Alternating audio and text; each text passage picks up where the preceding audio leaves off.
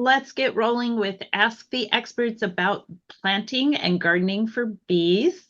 I'm Diane Blazek. I'm with National Garden Bureau, and we also have with us today Gail Pabst from our office, and she's going to be posting a lot of helpful links in the chat.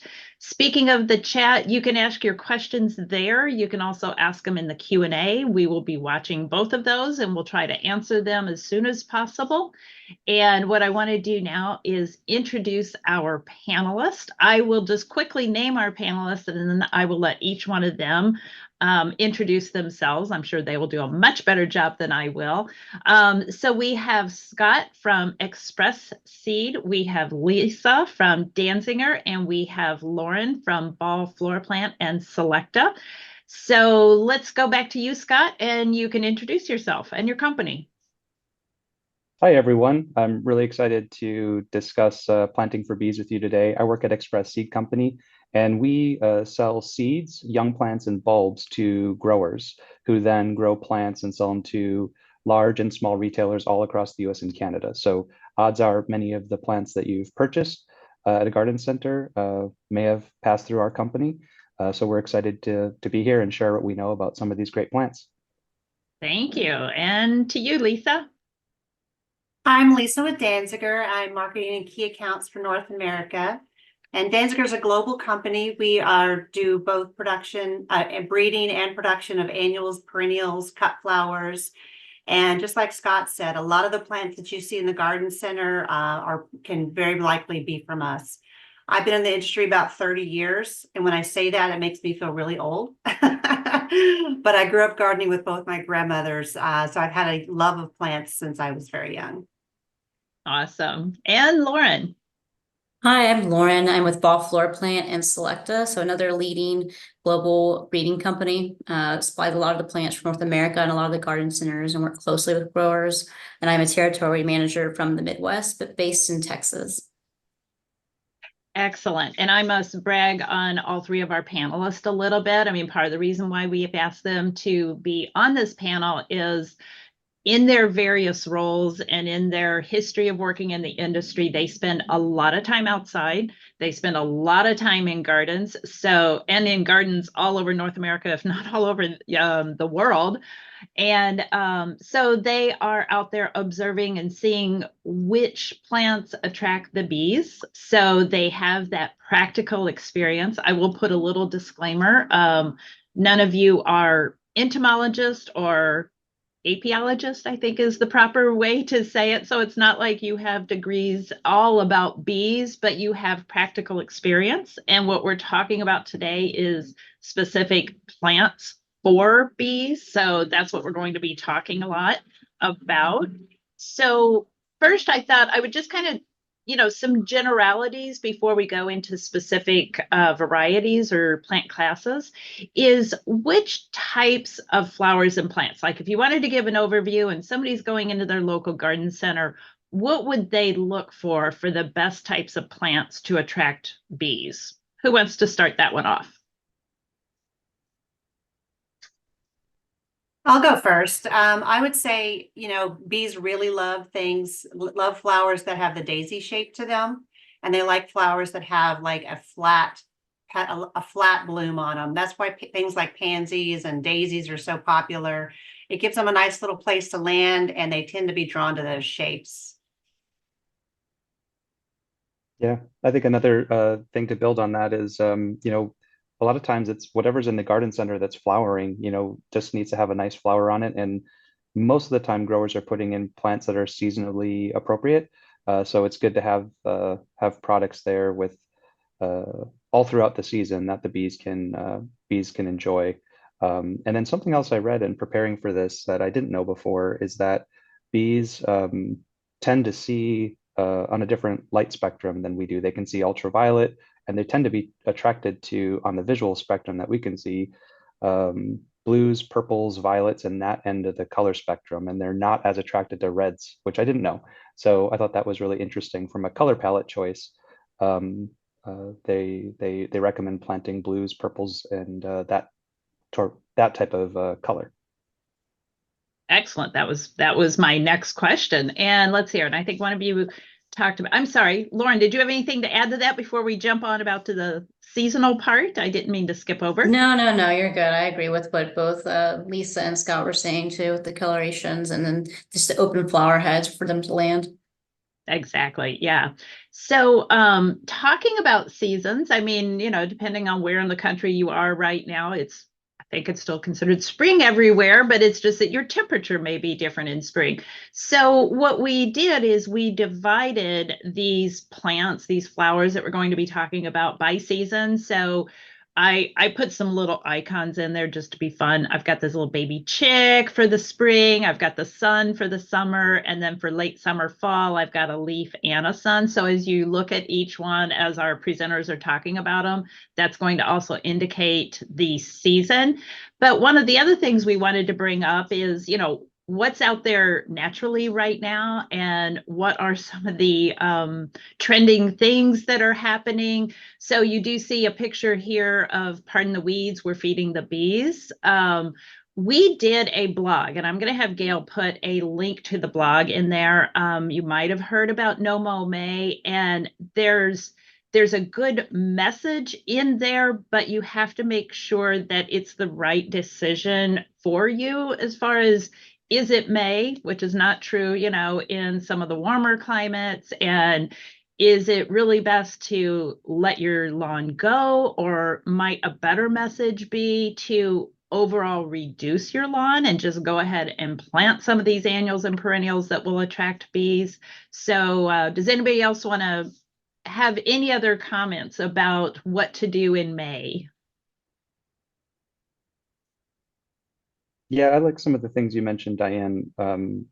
Reducing lawn as much as possible and having space for garden beds or containers is really a good way to go, because then it gives you the flexibility to bring plant material in that can flower and be a good food and nectar source for the bees. So I do like that approach. I do kind of like the concept of no mow May, but that's more because I'm a little lazy sometimes in May, and I'm focused on getting my tomatoes planted and my hanging baskets out. And like sometimes I just let the lawn go because there's bigger fish to fry and getting beautiful plants in the garden. To each his own, right? Great. Okay. Well, why don't we get started on talking about some of the specific varieties? And I'm just going to let each one of you jump in here, and then I will rotate through the slides as we go. I'll take Erysimum. You want to do it? Erysimum Okay. is. Go ahead. Go Lauren. ahead. No, you go ahead. I was going to say, this is a really great example of the color palette that bees like.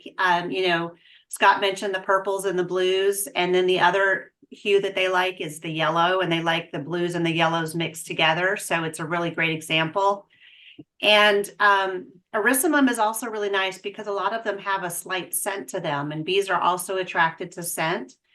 And a lot of the newer breeding has been bred to bloom more often and actually rebloom more frequently. So you're going to get a lot more flower power for a longer period of time than with maybe some of the genetics that were around 20 or 30 years ago. And also the genetics that are around now have been bred to take a little more heat, which means they're going to last longer for you, even if you plant it in an area that maybe it's not going to overwinter, though technically it's a perennial. It can be planted in some areas where it's not going to overwinter and give you a lot of flower power for longer than you would normally expect.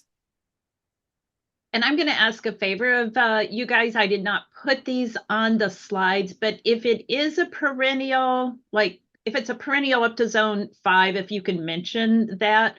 I mean, Lisa, Lauren, you're lucky. You're in the South, so pretty much everything is perennial unless it fries in the heat. But maybe if you can just kind of think in generalities, and if it's a perennial or an annual. So it sounds like this one is used mainly as an annual? Mainly as a perennial, but some of them are more cold tolerant than others. So you really need to look at the tag. Certain, like they're irresistible, may be hardy to maybe a 6 or a 5, whereas the Sunstrong typically is maybe a 6 or a 7. So you really need to look at the tag when it's tagged by variety, and that'll help you out a lot. Excellent. Okay. So yeah, Osteos are another great early season variety, especially if you're in the South, like Lisa and I are. So having something early season, they like the cool weather. But as you can see here, like we pointed out already, the larger flower surface where they can really get in there and rest on the plant while they're feeding on the nectar and they're getting the pollen collected is a great choice. Bright colors, and out there right now in the osteo world, there's lots of great breeding being done. So continuously flowering to provide for the bees and all pollinators alike, actually. Different colorations, different habit sizes that you can pick from your garden centers. Excellent. And of course, I had to put in Aquila, the white one that's an AAS winner. We're always going to interject the AAS winners in these presentations.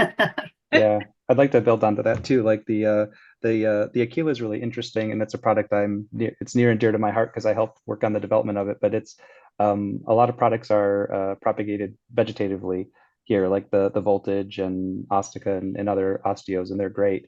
But as a home gardener, sometimes you want to start your own from seed, and Aquila is one of those options. You could actually start your own from seed if you get seed from Burpee or Park or any of the online seed sellers. So it's kind of a fun thing to do yourself sometimes. Looking at the pansy world, I think, Lisa had already mentioned pansies, or Diane did, and they're just a really great product because you can get them in so early. Delta Pro is one of the best products out there for a large flower pansy, and it's probably one of the most widely grown in North America. You get those beautiful large flowers. Bees love to sit on them, go and get the nectar and the pollen out of there. And that the Delta is kind of more of a standard bedding plant type that you'd put in the ground. And then Cool Wave is a newer variety that's more of a basket and trailing type. So as you're looking in the early spring garden center, in the northern areas, around Easter, go grab some pansy baskets because it might be a little bit too early to be gardening in the ground, but a lot of garden centers will have baskets of pansies for you to hang in your front or back porch, and it's another option where you don't have to be as concerned about getting into the ground. And sometimes it's not possible that early. They're very frost tolerant, so if you buy them and you still get a frost or a freeze, the pansies will bounce right back and be that great nectar source for the bees.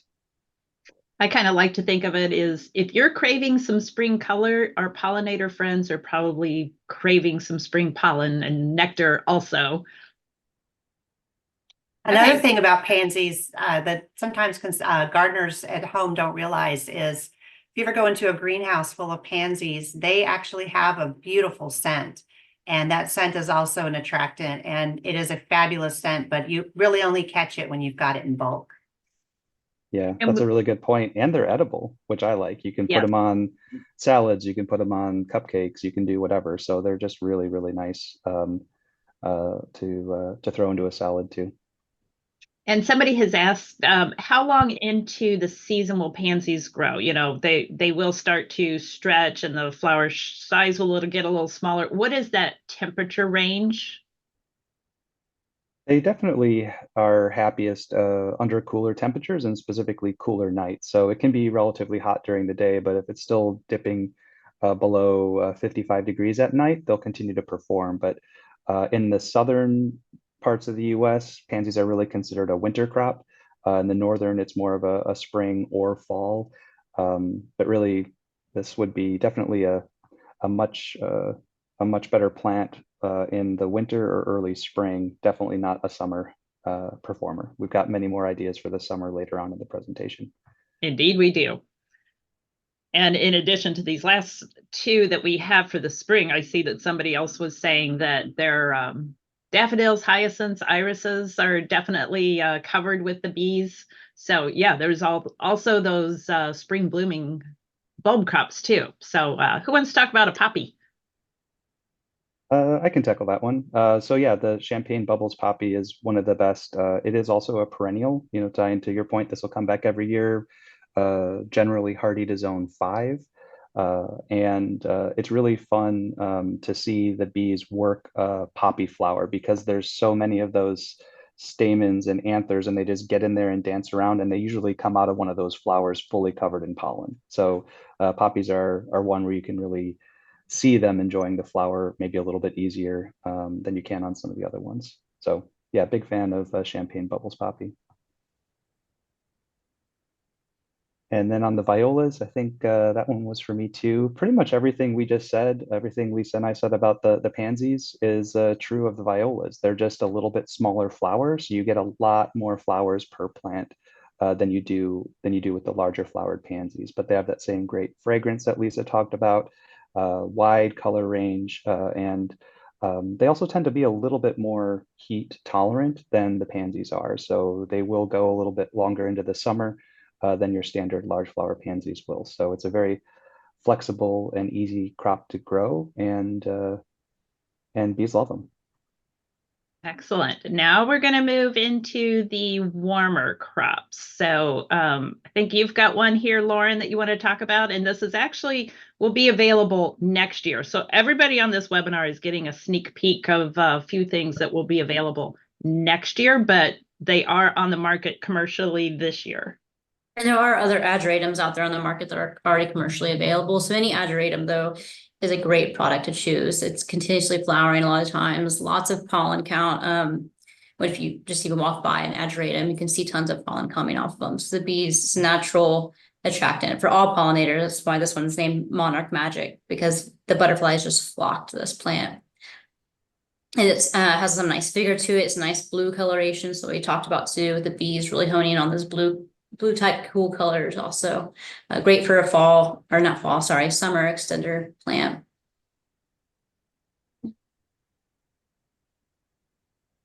Biden's also another great choice, kind of similar like to the osteo and flower shape, as you can see. So nice habit. It's a little bit smaller flowers to it a lot of times. So, but you get a lot of flowers, you can see in the pictures here. I don't know if Lisa has anything else she wants to add on to it also with Biden's. Well, the thing about Biden's is there's been so much development in different bloom patterns and colors and habits. You know, Biden's used to be this weedy plant that you saw on the side of the road, and they've done a lot of breeding to make it a more garden-friendly plant that will really add a lot of impact. And I want to point out, I mean, a lot of it's red and yellow, but there are some other ones out there. This white one that we have here, White Delight, is a hybrid of the native one that you see all over the place growing in your yard, but it's a little bit more well-mannered. So you can have some fun with it. And there's also a pink one out there. So there's a lot of diversity there, and you can have a lot of fun with your garden designs when you put biddens in there. I think another thing I really like about plants like Bidens or biddens, however you want to say it, whatever part of the country, in that, like the ageratums and things that are kind of more of that trailing habit, is if you still like flowers that aren't necessarily a bee or pollinator attractor, just like maybe a petunia, you can add these into a nice combination, make your at home do-it-yourself combinations, and really nice planters to have outside your house. Good point. We love combinations. We actually just had a webinar on plant combinations. Nice. And Coreopsis. I think Coreopsis are fabulous. Coreopsis are a perennial, and a lot of them will pretty much grow anywhere around the United States. So you've got a lot of diversity there. It's one of those categories that there's been a lot of work done on it to make it be able to handle more humidity, maybe not get powdery mildew like it did in the past. Once again, a lot of diversity in bloom types. And if you look at this one here on the left, it's got that pattern. It's almost like it's a landing pad that the bees can just hone in on, like an airport. And then look at all the pollen in the middle of that plant. I mean, they are just crazy. And the nice thing about Coreopsis is the newer breeding also is not that one and done where it blooms and then it's done. They're always continually sending up new blooms. So you get a flush, then you get more blooms. And this thing will perform for you all from spring all the way into summertime. You can even use it in early fall plantings because it has that kind of a fall look to it. So it's very versatile. And I think that's one of the things that I wanted to make a point of is looking at a lot of these new cultivars that the breeders are working on and bringing out. You know, they're improving a lot of our natives that are out there. So, you know, if something had 3 blooms on and it only bloomed for 3 weeks. Now they're breeding things that have 30 blooms and will bloom for 3 months or something. And so I think you'll hear that time and time again with these new varieties is a longer bloom time, a healthier plant, more flowers, more branching.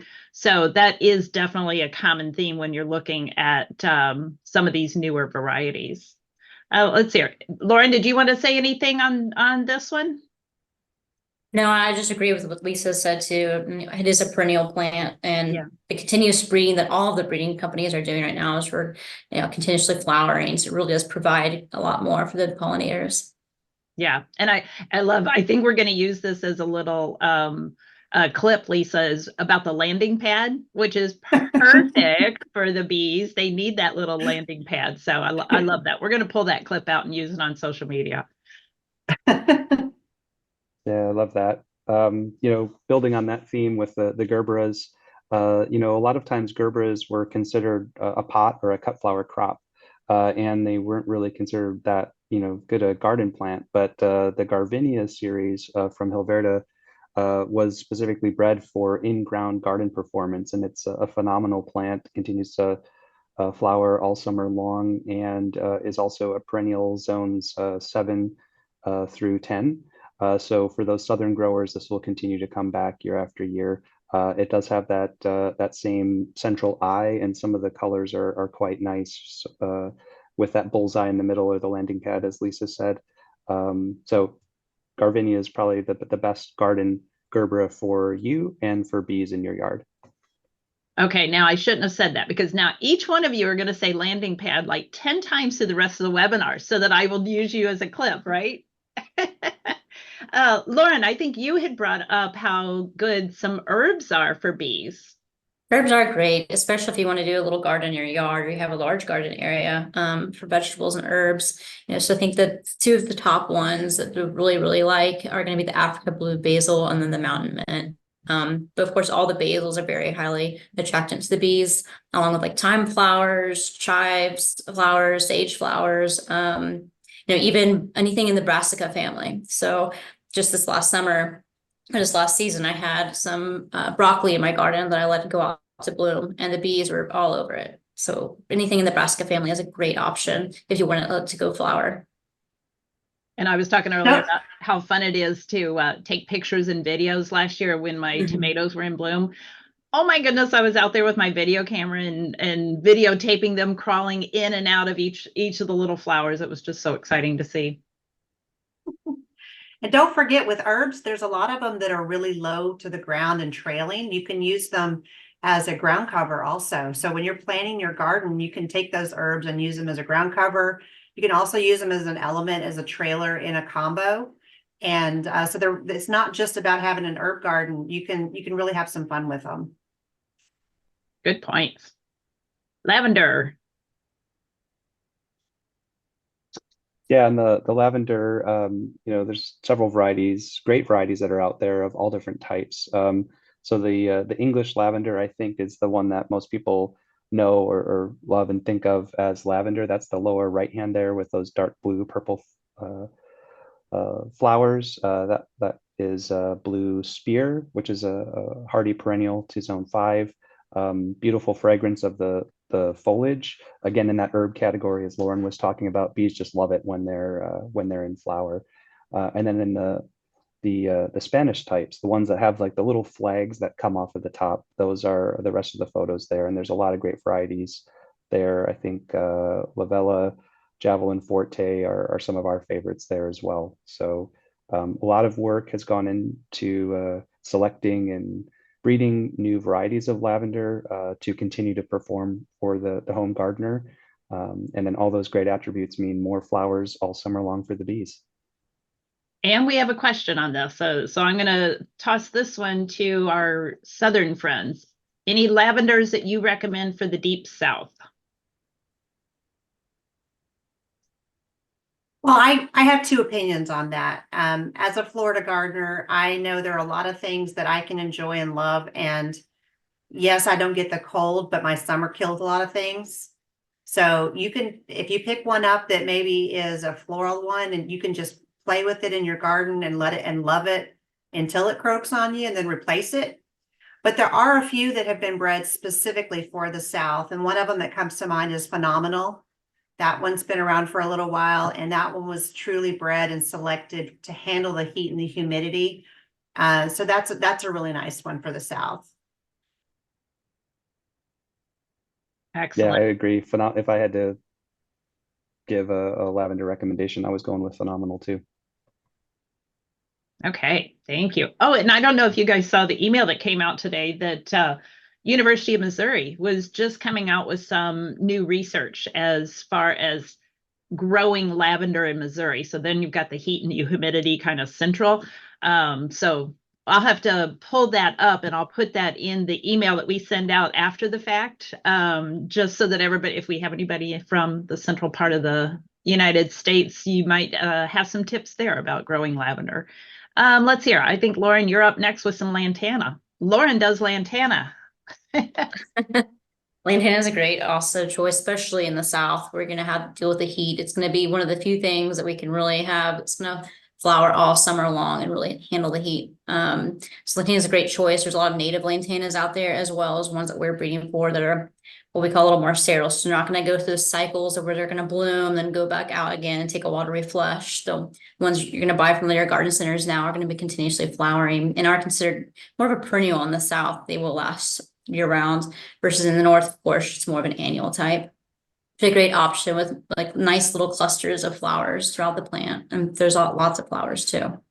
And there are a lot of varieties out there. We did the Year Yeah. of the Lantana a couple of years ago. And yeah, I was amazed at all the different colors and varieties that are available. And let's move on to Monarda then. Yeah, Monarda is another great choice. It is a perennial. Also, like, and the big point too is, a lot of his bee balm is a type of Monarda. So it's named that for a reason, bee balm. It's just attracted bees so much. Great perennial choice. Lots of flowers out there and flower colorations too that you can choose from. At least I think yours is the Fireball. Tell us about that. No, Fireball. I don't think Fireball's ours, but sorry. tagging on to what Lauren said. I mean, it's called bee balm for a reason. I mean, you look at all those, all that pollen all over the head of the plant there. There's lots of places for the bees to climb around. And it's a great item. It really can handle the heat. And if you're looking for something that's going to get a little bit larger, you've got a lot of plants that are kind of medium sized that we've been talking about. This one's going to get a little more size to it. So it's good when you're planting your garden to think about how big the plants are when you're laying it out. Excellent. And Scott, you were going to tell us about Pentas. Yeah, Pentas is a really great plant for bees all summer long. Again, it's a heat lover. It's an annual, so you will be able to plant it in the spring or late spring and enjoy it all summer long. Lots of great little blooms that form an inflorescence on the top of each plant. Beautiful colors, lavenders, pinks, whites, reds, everything in between. And one of the breeders, Syngenta, they call their variety Bee Bright. Again, like the bee balm Lauren was saying before, you can just see loads and loads of bees on every plant in the summer. So they actually put the name bee in the name because bees are attracted to it. So great pollinator plant, has a nice little tube, which you don't really see here, that goes all the way down. So the butterflies and other insects will feed on that great nectar because there is a great nectar reward there. It's a nice, delicious, sweet nectar there. So always covered in pollinators there with the Pentas. And Portulaca. Oh, I want Portulaca. I know, Lisa, you probably love it just as much as I do. Yeah. For being in the South. Is fabulous. In the South, we struggle with just keeping things watered. So it's really drought tolerant. It's got a succulent type leaf on it.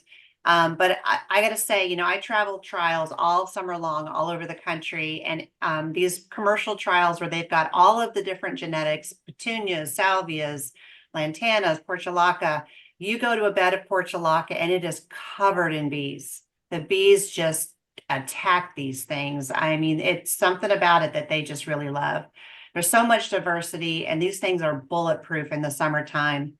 So I love Portulaca because it is so easy to grow. Beginning gardeners can be successful with it, and the bees just go nuts for it. This is another one too that's especially in the south, but great for combinations. So Mhm. like earlier, like I mentioned, if you have a plant that maybe doesn't necessarily attract pollinators, you can throw this in a combination, then you kind of have a 2-in-1. I've seen it done really beautifully with Lantana. Lantana and Portulaca are like a match Mm. made in yeah. heaven combos. Excellent. Salvia. Oh, who doesn't love salvia? Okay. I gotta take salvia. I'm sorry I'm being a hog here 2 in a row, but salvia is fabulous, and the Salvia farinaceae is probably one of my favorite garden plants of all time. It is bulletproof in the garden. It doesn't just bring bees. I say it brings all the pollinators to the yard. It is a huge attractant for all of them. Super easy to grow. And when you look at some of these perennial salvias, like the Nemorosa types and the different hybrids, once again, like we talked about earlier, they've been bred to not only just bloom once, but they now rebloom over and over again. So you get a lot more flower power throughout the summer. And salvias as a category are heat lovers, so they really hold up in the summertime. And like you mentioned, there's annual salvias and there's perennial salvias, so something for everybody. Okay, Scabiosa. Yeah, Scabiosa is another great plant for bees. I like it too because there's not too many plants where you get strong blues, and you can get some really nice blues, lavender blues. There's also white Scabiosa, and then in the annual types of Scabiosa, all different kinds of colors. But Scabiosa is another great pollinator plant, great for bees, and hardy to zone 5. So you have another perennial option in your garden to plant it once and reap the reward for the bees in your garden year after year. And wow, we are just putting so many popular flowers up here, but yeah, sunflowers, there's something for everybody here as well. But I think Diane too, did you want to lead off on the concert bell variety? Because that's, I know, a Yeah. variety that's near and dear to you. Yes, it is. So this is a recent AAS winner, and it is what you think of as far as a traditional sunflower. So it's tall, it gets like 6 or 7 feet tall. But what is so different is it is not just one stalk, one flower. It puts out multiple flowers on a single stem. So that is what was different about this traditional sunflower. So yeah, it was trialed by the AAS judges and they just loved it. I think we had one judge that called it an automatic cut flower bouquet. So if you cut it, you have multiple blooms on that single stem. And then to go along with that, you guys want to talk about some of these branching ones?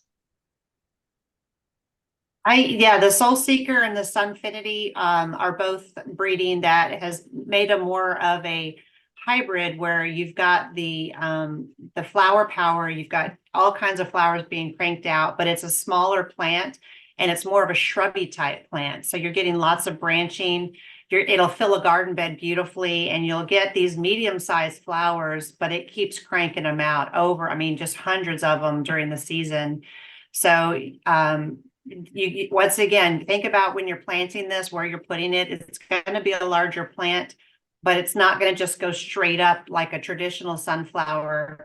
It's a little bit different animal in that it is more of a bushy plant, and it does crank out the blooms. Okay, and then we're going to go to zinnias, and we have 2 listed here. So the profusion zinnias were some gold medal winners for us about 20 years ago. I think that series came out, and they just continue to come out with new versions. There's single, there's double, there's bicolors. And so we have a lot of profusion zinnias that are AAS winners. And then the Zahara, this one with the rose interior, it's a white and rose one. The Zahara series also has a number of AAS winners, and they're similar in size to the Profusion, both of which are disease resistant. So always good choices, very easy to grow. You can, start them from seed indoors, or you can direct sow them. So these are two of the zinnias. Do you want to say anything about the Magellan, Scott? Yeah, I think the Magellans are another great variety, and I think that's what most gardeners would think of when they're thinking of zinnias. You get those large double flowers. It's a slightly different species to the Profusion and Zahara types, but you do get bigger flowers and a little bit more garden vigor. So I like a mix when I'm planning for zinnias to have some of the Magellan type, or what's called Zinnia elegans, and then some of the Profusion and Zahara type for more of a garden performing look. So there's a lot of diversity in the zinnia family. So flower forms, like Diane said, singles, doubles, there's short ones, there's tall ones. The bicolors, we're not even showing probably 10% of the color options that are available. So it's a really nice plant to use in your garden because the bees love it, but then you can pretty much find any color that you want in a zinnia to plant in your yard. Exactly. So now, I'm going into these that have the summer and fall, and I think Echinacea is the only one where I actually devoted 2 slides to Echinacea. There are so many. I mean, these are North American natives. We love them. There's a lot of new breeding coming on, like we were talking about earlier, more branching, more flowers, different colors. I'll start off here and then I'll hand it off. These top 2, this is Artisan. It's called Ombre Yellow because it has different shades of yellow. So this was an AAS winner in our annual trial. Well, both of these were in our annual trial, and we've got some from our perennial trial also. But Artisan Yellow Ombre is one AAS winner, and then Cheyenne Spirit is another AAS winner from a few years ago.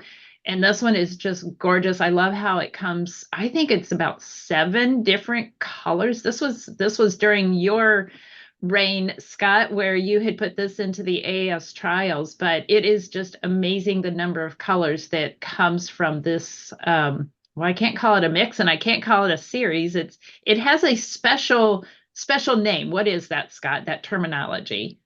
Well, it's a variety. It's essentially a mix. It's a variety that is what we would call a segregating variety. So you plant the seed and you get all of those same colors, but they're all related. It's all one family. It's not separate varieties mixed together. So yeah, Cheyenne Spirit's one of the industry's favorite varieties there for seed raised Echinacea.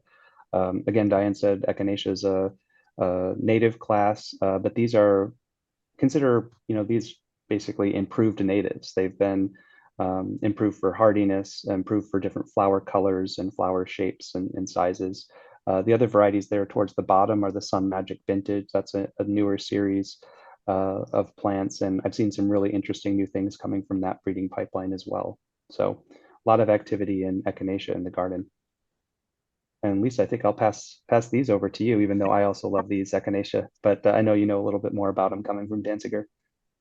Well, the Guatemala and the Panama series are special to us because it's the first time that they've been able to be produced commercially from cuttings.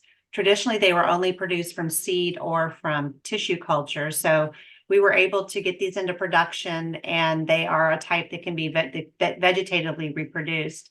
And that gives you a lot of consistency. So if you're looking for a bed of plants that's got a very consistent habit to it, they've got a ton of flower power. And what I also love about these is when they age, the blooms actually, as they're fading, they actually change color, but they hold the bloom. So you end up getting these really beautiful different hues on the plant. Even the older blooms are attractive. So it's a very nice plant. All Echinacea are, something that actually doesn't really come into its full force until the summer months. But they really crank it out all summer long. And then they're also a really great option for fall planting because they, once again, like I mentioned with some of the other crops, you can carry them into the fall and plant them in fall planters or in fall garden beds. And then additionally, if you leave the seed heads over the winter, then the birds have something to eat. So I know this There is you about go. bees, but we can't ignore our bird feathered friends Yeah. as well. I'd add to that too a little bit that you know, a lot of growers now are using Echinacea to do in larger containers in the garden center for fall flowering. So you can also get you know, larger containers for your patio in the fall, and instead of maybe doing chrysanthemums or mums is the main fall crop, that I feel like Echinacea are a better option for your yard, but then also for the bees. They're a better pollen and nectar source than you would get out of chrysanthemum for the bees. So look for Echinacea in the fall too, even in a fall container or fall patio pot, just to give the bees something to look forward to. At least for me up in Chicago. I know down in Texas, Lauren, you're just getting started in the fall with some of your gardening activities. Okay, so Lisa, we're going to leave it here for you for the Helenium also.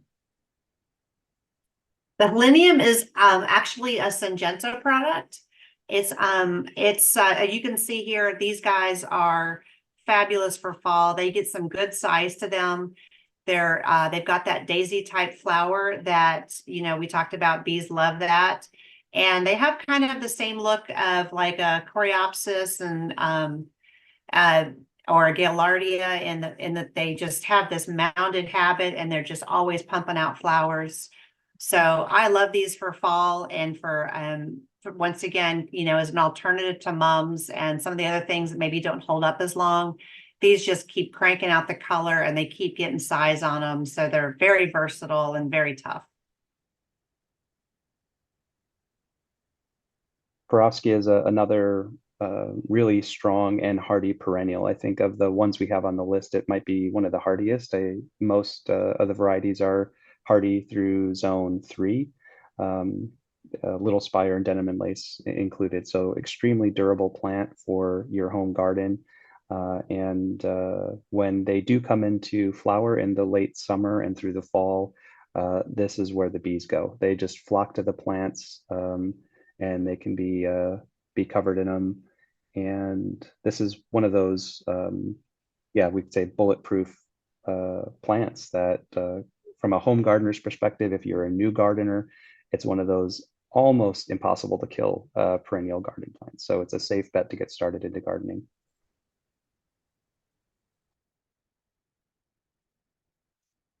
So I'll start with this one on Rudbeckia because we do have the American Gold Rush, this AAS winter down here.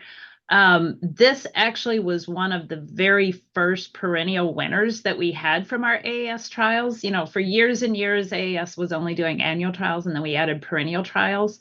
And this one went up against Goldstrom, which seems to be the industry standard, and it outperformed it, primarily because of the number of flowers and the disease resistance that it had compared to the Goldstrom. So American Gold Rush Rudbeckia is one of them here.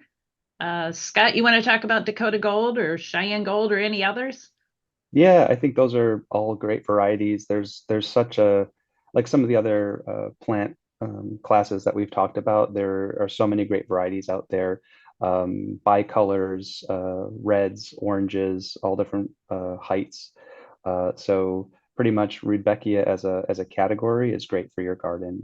But yeah, the top varieties that we see in the market and that growers are starting to put more into their programs for retail garden centers are Dakota Gold, American Gold Rush, and Cheyenne Gold. So those real strong, um, bright colors. And you know, we've been using the scientific name. I think something I'm just thinking of, we could have been going through some of the common names a little bit too, because sometimes they're that way. So if you've ever seen Black-Eyed Susans at retail, that's the same as the Rudbeckia here, or the Russian sage is the Perovskia plant. So there's a there's a lot of great Black-Eyed Susans out there, or Rudbeckia, for you to use in your garden.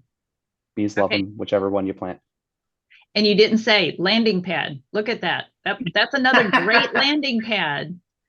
It is a great landing pad. Yeah, didn't have the little bicolor eye, although I'd be curious to see some of these Rudbeckias under the UV light, because I know I've seen some pictures where you put a flower under the ultraviolet light. and you see what the bees see, and it would be totally different than just the yellow that we're seeing with our, sort of weak human eyes.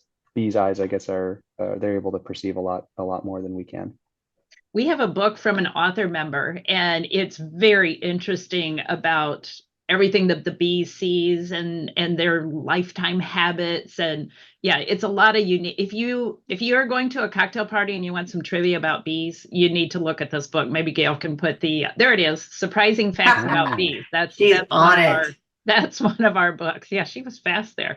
Okay, I think we've got one more. Sedum, and I'll let you talk about this, Scott, but I did want to mention that this Back in Black, this one down here in the corner, it was one of our Green Thumb Award winners. And Green Thumb Award is a program that recognizes unique and novelty products that are new to the market. And this very, very dark colored sedum won that last year in the Green Thumb Award program. But tell us about sedum and bees.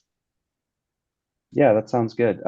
Yeah, so sedum, or sometimes referred to as stonecrop, this is a great plant, extremely hardy and durable as well, similar to the Perovskia we were talking about before.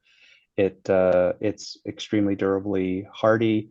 It comes into flower probably, of all the plants we talked about, it probably starts flowering almost the latest. So it is a late summer and fall crop item.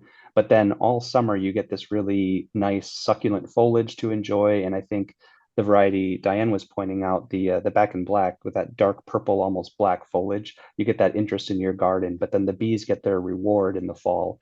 And it comes into flower in a time of the fall where there isn't as much choice for bees in your yard. So it's a nice thing to work into your yard because it gives that sort of all season long buffet for the bees. Like you get it at the end of the season, they're looking for that. And if you have Perovskia and sedum in your perennial garden or on your patio, you're giving bees that choice all the way through the year. So start with your pansies and violas and osteos in the spring, hit many of the summer crops we've talked about, but make sure you have some of those plants that we've looked at for the fall to make sure the bees get nice and well fed before they hunker down for winter. Awesome. I think that was, I just had to put some extra bee photos here because they're beautiful. And look at that bee covered in pollen. So what I'm going to do now is I'll stop sharing my screen. We can look at your lovely faces, and we've got a couple more questions. There's another link that I want Gail to post from the Xerces Society, but I think we should just kind of talk a little bit about regionality. We've mentioned Scott is up here in Chicagoland, same place where I am. Lisa's in Florida, Lauren's in Texas. So we talked about a lot of plants, and of course, some of those were regional, but there's also different regional bees. So does anybody want to kind of talk about planting for the regionality?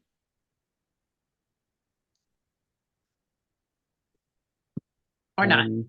Yeah, well, I guess I'll jump. I can jump on that too. I think you really, we did present a lot of different options. I think most of them are pretty good everywhere. But a good thing I always like to do is go to a local garden center and talk to the people who are working there. They'll give you some good advice about what really works well in your region. And a lot of times people at those garden centers too will know about local pollinators. They'll know about bees. They'll have different resources for you, maybe able to connect you to the beekeeping society if you want to learn more. But I think local garden centers are underutilized resource to help gardeners answer those types of questions. I like that answer. Your local extension service. Your local extension service is also a fabulous resource. And they do seminars and clinics, but they're always available with information. Both you can call them, but also all their online resources are fabulous. And that is very much regionalized for your area. Yeah, I completely agree. That's what we always recommend when we're talking about, pretty much any gardening questions. But yeah, your local garden center is an expert in their area. And then the extension, there's one in every state, there's one in every county. So Yeah, excellent resources. So one of the questions it looks like I have here is it better to group your plants together, have them spread out? Any thoughts on that when you're planting? I would say just as a general gardening tip, you don't want to plant them too close together. You want to give them room to grow, because if plants are too close together, they're going to get crowded. They're going to have issues with airflow, with water. So you want to give them a little bit of leg room, but at the same time, it's not like you want to be just like have them, with, a football field in between each one of them.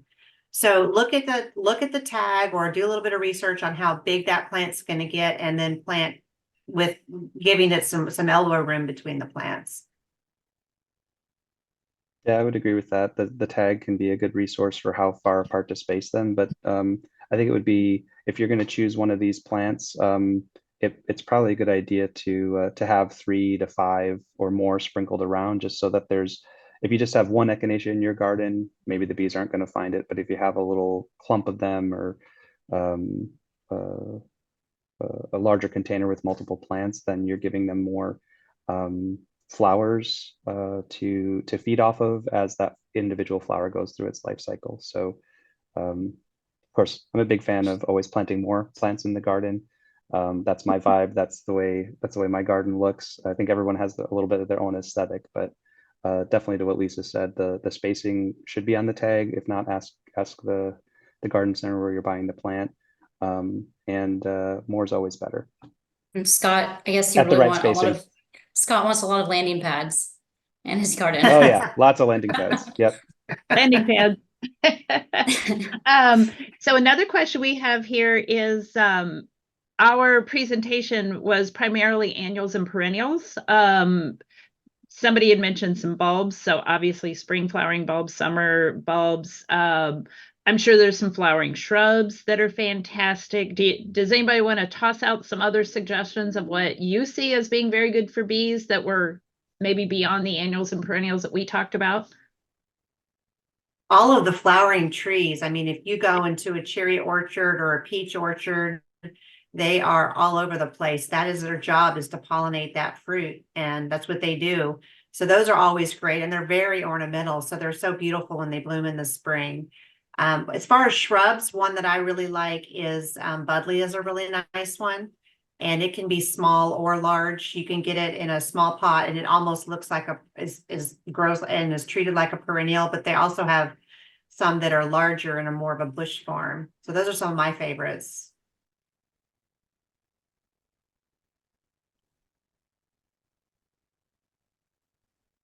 I was going to bring up that it was funny. I looked out in my yard yesterday, and of course I have 2 apple trees, so they would pollinate each other. And I think this is the first year they're actually blooming at the same time. And I told my husband, I'm like, okay, bees, come on, do your job. They're going to be blooming for just a matter of days. So do your job now so we can get some apples.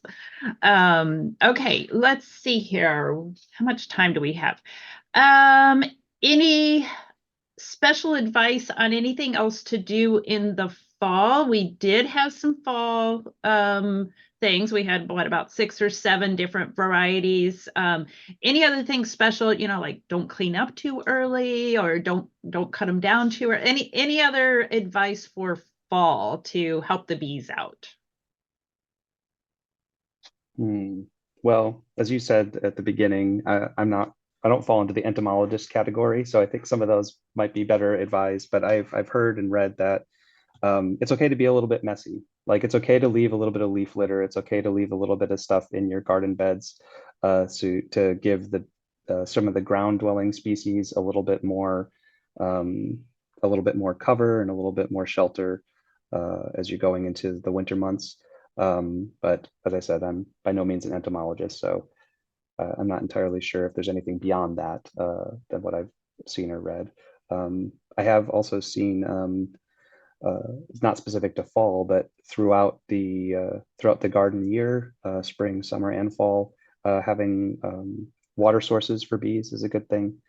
They do need access to a good clean water source. So if you're looking for something else to do, your garden centers should have little bee cups or little things that you could put in your garden to have a little bit of water source for them as well. So you go water your plants, add a little bit more water for the bees, and everyone's happy. Exactly. Yes. And tagging onto that with the water, something that a lot of people recommend is if you do have like a bird bath, to put stones in there or sticks, because the bees do need something to sit on in order to sip the water. So when you look at, DIY bee watering stations, they use like marbles and like a pan of water. So there's a lot of ways that you can give them something to perch on while they're drinking, which is nice. Exactly. Yeah. So here's one of my favorite ways to wrap up our webinars anymore is to kind of have each one of you give a summary, which would maybe be your favorite tip. What was something you did in your garden, or what's your favorite way to help bees in your garden? So while you're thinking about that, I'm going to share one that I can't remember where I saw or heard about this, but I thought it was very clever. Is like, let's say your grandchildren are coming over to visit, and maybe your grandchild is allergic to bees. Okay, we get that. You have to protect your grandchild, but if you still want to plant for bees, put it in a container. When that person who is allergic comes over to visit, cart that container to the back of the yard where they maybe will not be playing or going. And that way you can kind of do a little bit for both. So you definitely want to plant for the bees, but you also have to protect your loved ones. And I just thought I had never thought about that. One of the great things about containers is that they are movable. So that was one thing that I just wanted to share. So who wants to go next? I'll dive in because it kind of piggybacks on what you said about containers. So one of my favorite things about um, gardening for bees is the container element, and specifically early spring and then later in the season for fall. So I think we kind of hit on this during the presentation, but I always like to get spring pansy or viola baskets out as soon as I can. One, just because I like to enjoy it, but two, they're they're a nectar source for bees when there's not a whole lot around. There's maybe a few dandelions popping up, a few other things, but in that early season time of year up in the Chicago area, not a lot of choice. So help the bees out by getting some containers, some hanging baskets or patio pots of pansies, and then again later in the fall with things like Echinacea, Rudbeckia, that type of stuff. Because the rest of the summer, there's a lot of choice out there, but the shoulder seasons for bees, they could use a little love. And a landing pad. All the landing pads. All the landing pads. I'll Lisa go or next. Lauren?